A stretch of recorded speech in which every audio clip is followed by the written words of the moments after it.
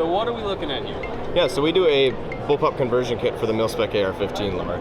So it attaches to the lower and the handguard via a mounting block and gives you a very modular system to be able to build a bullpup exactly how you'd want to build it in any cartridge caliber that you can fit. This will fit any mil-spec lower. Yeah, any mil-spec lower with a removable trigger guard.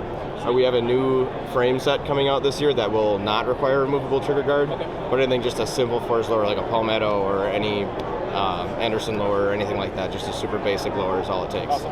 Now, as far as the handguard goes, it does require an M-lock handguard. You can do M-lock or key mod. The only stipulation is that it can't be over 1 3/4 inches. So if you have a comfort size handguard or the suppressor ready like under, an M41 or something. yeah, like yeah. that. So those big, heavy, chunky ones, we don't quite fit with that, but all the slimline ones we fit with. Perfect. Now, what about quad rail? Is that coming in? Well, we haven't done quad rail yet. Okay, gotcha. We've been looking at it. Now, another question for you. What about a 308 version? Yes, we're actually in the process of developing a 308 version this year. I just built a 14.565 grade horse. Awesome, awesome.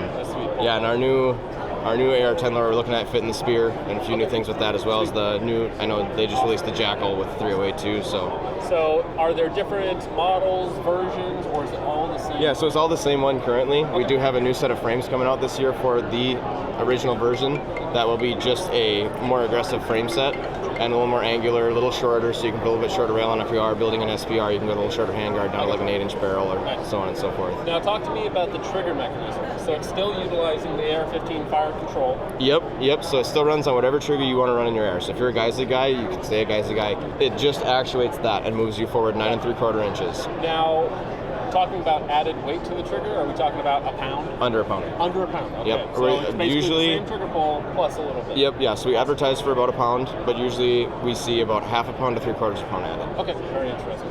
Now, internally, do I have to change anything on my ARs to get it to run? No. Sweet.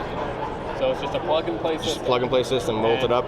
It does take a little bit to get it set up on the system, but it's a one and done. So once you have it set up and have it adjusted to where you like it, be able to then from there just take your upper receiver off, do your cleaning, change uppers, whatever you want to do after that. Now, follow-up question to that. This is a bullpup kit. On a 16-inch rifle, how much length am I cutting out? So on a 16-inch rifle, you can take it down to a 2.5-inch stock only, which is what we offer with the stave system, which is on Deadfoot Arms MCS system. So it gives you right at that 26-inch overall length, full length with a 16-inch. So it cuts off? Probably 4 to 6 inches, whatever you want to take for your stock. Depends So obviously no what you're running loss for a in stock before. capability, but you get that shorter length. Right. So essentially you're taking all the length out of the back and able to keep all the length in the barrel and velocity on the front. Awesome. And not getting yourself into the pistol category or anything of the sort. Last question. Price and availability. Yeah, so MSRP is $499, and availability, we've got them on the shelf, we're ready to go. Excellent. Awesome. Appreciate it. Yeah, absolutely. Thank you. Thank you, sir. Appreciate it.